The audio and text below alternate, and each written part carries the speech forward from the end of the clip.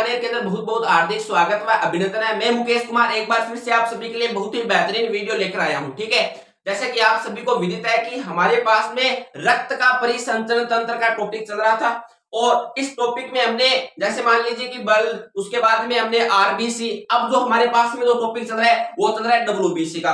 अब डब्ल्यूबीसी की अगर बात की जाए, डब्ल्यूबीसी की बात की जाए तो इसकी ये दूसरी क्लास है। पहली क्लास हमने कर ली थी और ये आपको बता दूं कि उस पहली क्लास को जाकर जरूर देखें जिससे आपको बहुत ही फायदा होगा। उसमें क्या क्या पढ़ाया था मैंने, तो उसमें मैंने आपको बताया था कि डब्ल्यूबीसी किसे कहते हैं। तो डब्ल्यूबीसी होता है शरीर का अंग रक्षक। तो अंग रक्षक क्यों कहते हैं ये बात मैंने उस क्लास में बताई है। उसके बाद मैंने आपको ये बताया कि जो डब्ल्यूबीसी का जीवन काल होता है वो कितना होता है, तो वो भी मैंने उस वीडियो में बताया। उसके बाद मैंने आपको बताया कि जो हमारे पास में डब्ल्यूबीसी है वो कहां पर बनता है, तो ये भी मैंने उस वीडियो में बताया। उसके बाद मैंने आपको बताया कि भ्रूण अवस्था में डब्ल्यूबीसी कहां बनता है, ये बताया। उसके बाद में मैंने आपको ये बताया था कि जो डब्ल्यूबीसी होता है इसके कितने प्रकार होते हैं, तो 5 प्रकार होते हैं।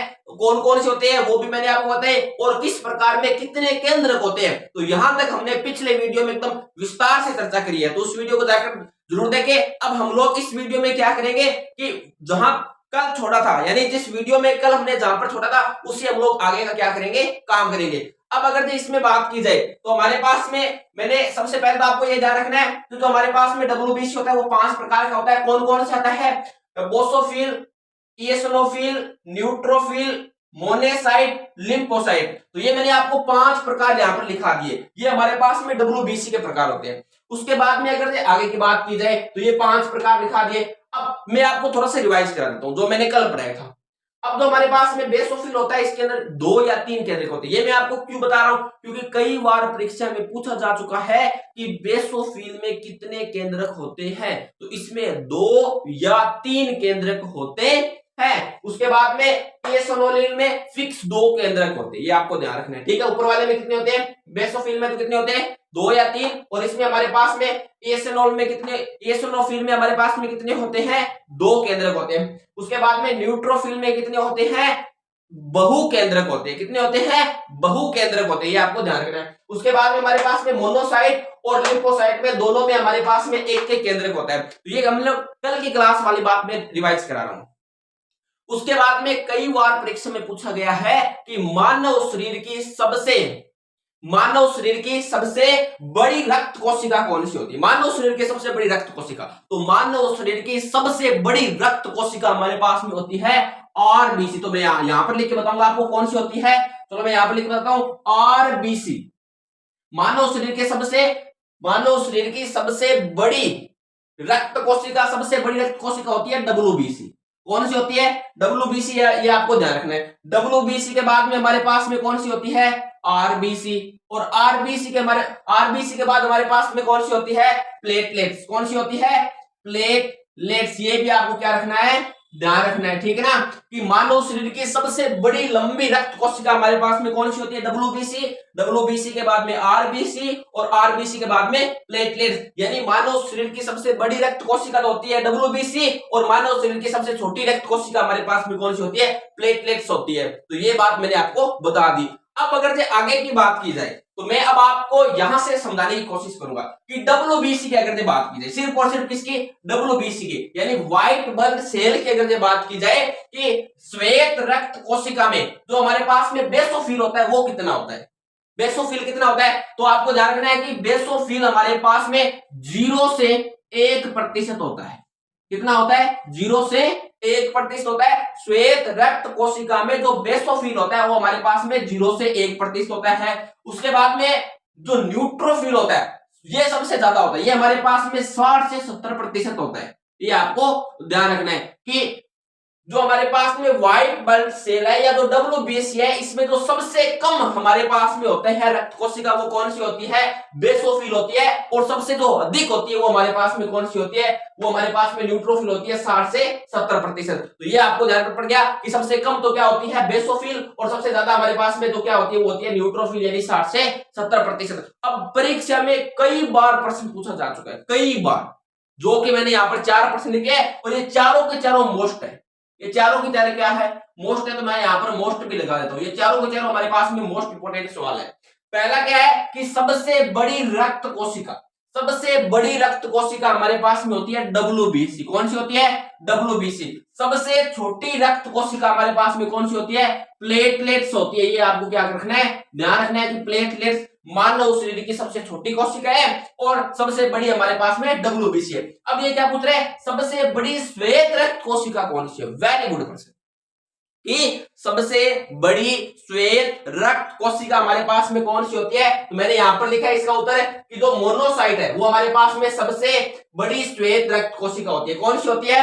मोनोसाइट हमारे पास में सबसे बड़ी श्वेत रक्त कोशिका होती है। और जो सबसे छोटी श्वेत रक्त कोशिका वो होती है लिम्फोसाइट। कौन सी होती है? देखो, छोटी श्वेत रक्त कोशिका हमारे पास में कौन सी होती है? लिम्फोसाइट। और मोनोसाइट हमारे पास में क्या होती है? बड़ी श्वेत रक्त कोशिका होती है। तो इन दोनों बातों का आपको उत्तर है मिल गया होगा। तो मेरे हिसाब से आपको ये जानकारी आगे होगी कि इनका क्या क्या रोल होता है। ठीक है, अब यहां से अगर आगे की बात की जाए तो मैं इन 500 प्रकारों को एक बार यहां से फिर से लिख रहा हूं। ठीक है, तो सबसे पहले अगर बात की जाए किसकी? बेसोफिल और इयोसोफिल की। ठीक है, अगर बेसोफिल और इयोसिनोफिल की अगर बात की जाए तो ये हमारे पास में इनका जो लेवल होता है ये होता है फर्स्ट लेवल। कौन सा लेवल होता है? First level. ये आपको बहुत ही बेहतरीन जानकारी मिलेगी यहां से। क्या बता रहा हूं मैं आपको कि जो बेसोफिल और इयोसिनोफिल है ये हमारे पास में कौन सा लेवल होता है? फर्स्ट लेवल होता है। फर्स्ट लेवल में क्या काम होता है कि जो नॉन लिविंग है यानी कि जो निर्जीव है उनका कार्य कौन करता है? बेसोफिल और इयोसिनोफिल काम करता है। ठीक है, जैसे आपको मैं फॉर एग्जांपल से समझाता हूं। जैसे मान लीजिए कि हम लोग कोई काम कर रहे हैं, मान लीजिए घर में कोई भी काम कर रहे हैं।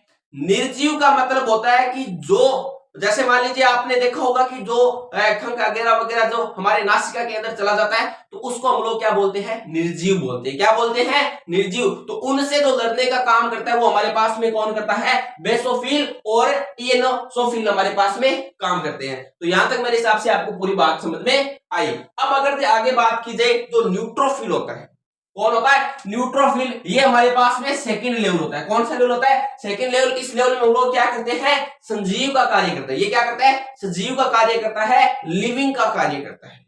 लिविंग मतलब जैसे सर्दी जुकाम ये जब हो जाता है तो उनसे जो लड़ने में सहायक होता है वो हमारे पास में कौन होता है? न्यूट्रोफिल होता है। कौन होता है? न्यूट्रोफिल। कैसे होता है, ये कैसे प्रोसेस काम करता है, ये कैसे प्रोसेस काम करता है वो हम लोग अगले वीडियो में जानने की कोशिश करेंगे। ठीक है, उसके बाद में जो मोनोसाइट और लिम्फोसाइट होता है ये लेवल थर्ड होता है जिसमें हम लोग वायरस यानी कि विषाणु की बात करेंगे।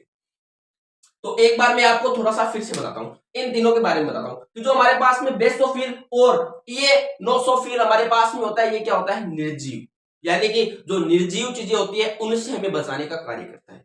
और उसके बाद में न्यूट्रोफिल क्या करता है? ये हमारे पास में क्या होता है? सजीव को बचा, जो सजीव जितने भी होते हैं उनसे हमको बचाने का कार्य करता है, जैसे कि सर्दी जुकाम। ठीक है, इन सबसे बचाने का कार्य करता है कौन? न्यूट्रोफिल। अब जो मेन इंपॉर्टेंट चीज है वो हमारे पास में क्या होती है? मोनोसाइट और लिम्फोसाइट। क्यों? क्योंकि जो, जब आपको पता है कि जब कोरोना आया था तो कोरोना में जो कोवैक्सीन थी वो इनके ऊपर ही काम करती है। जैसे कि जो विषाणु होते, जैसे मान लो कोई विषाणु, जैसे मान लीजिए वायरस आ गया तो वायरस हमारे पास में कौन आया था? कोरोना आया था। तो जो कोरोना है वो जिसके जो वैक्सीन आई थी वो कैसे काम करती है हमारे शरीर में, उन पर हम लोग चर्चा करेंगे अगले वीडियो में। कहने का मतलब ये है कि ये हमारे शरीर में कैसे काम करता है, ये हमारे शरीर में कैसे काम करता है, ये हमारे शरीर में कैसे काम करता है, तो इनके ऊपर हम लोग क्या करेंगे? अगले वीडियो में विस्तार से जानने की कोशिश करेंगे। ठीक है ना। उसके बाद में अगर बात की जाए सिर्फ और किसकी? बेसोफिल की। तो बेसोफिल के क्या कार्य होते हैं? तो बेसोफिल यह मुख्यतः निर्जीव वस्तुओं से प्रतिरोधक क्षमता करता है। यह सबसे पहले संक्रमण को पहचानता है तथा एक रसायन, अब देखो उस रसायन का नाम है हिस्टामिन, बनाता है जो इयोसिनोफिल को उत्प्रेरित करता है। कि जैसे मान लीजिए कि हम लोग खंक में या कहीं गट्टे में धूल मिट्टी में काम कर रहे हैं तो जैसे ही खंक जो निर्जीव चीज है वो हमारे नासिका के अंदर जाएगी तो सबसे पहले उसको पहचानेगा कौन? तो उसको पहचानेगा बेसोफिल। कौन पहचानेगा? बेसोफिल। पहचान कर किसको बोलेगा? इयोसिनोफिल को बोलेगा। किसको बोलेगा? इयोसिनोफिल को बोलेगा। और ये क्या करेगा? उसको भाई बेसोफिल पहचानेगा और बेसोफिल किसको बताएगा कि भाई कोई निर्जीव पदार्थ आ गया, कोई निर्जीव आ गया तो उसको ये बेसोफिल किसको बताएगा? इयोसिनोफिल को बताएगा। और इयोसिनोफिल क्या करेगा? एक रसायन उत्पन्न करता है जिस रसायन को हम लोग बोलते हैं हिस्टामिन। क्या बोलते हैं? हिस्टामिन। और हिस्टामिन क्या करता है? ये हमारे शरीर में क्या करता है, उत्प्रेरित करता है। हमारे शरीर में क्या करता है, एक एंजाइम उत्प्रेरित करता है, जिससे क्या होता है, छींक या और माध्यम से वो जो भी निर्जीव पदार्थ अंदर जाए वो कहां जाता है, बाहर आ जाता है। क्या किसकी वजह से, हिस्टामिन रसायन की वजह से। तो मेरे हिसाब से आपको ये बात समझ में। उसके बाद में जो हमारे पास में इसोनोफिल है कि अधिकता से, मतलब अगर इसोनोफिल अधिक होता है तो इससे क्या होता है, इसोनोफिलिया एक रोग हो जाता है। इसोनोफिलिया का मतलब होता है सर्दी जुकाम। क्या होता है, सर्दी जुकाम हो जाता है। ये आपको क्या रखना है, ध्यान रखना है, ठीक है। तो मेरे हिसाब से आपको आज की जानकारी बहुत ही अच्छी लगी होगी। अगर जो आपको वीडियो पसंद आए तो लाइक सब्सक्राइब जरूर।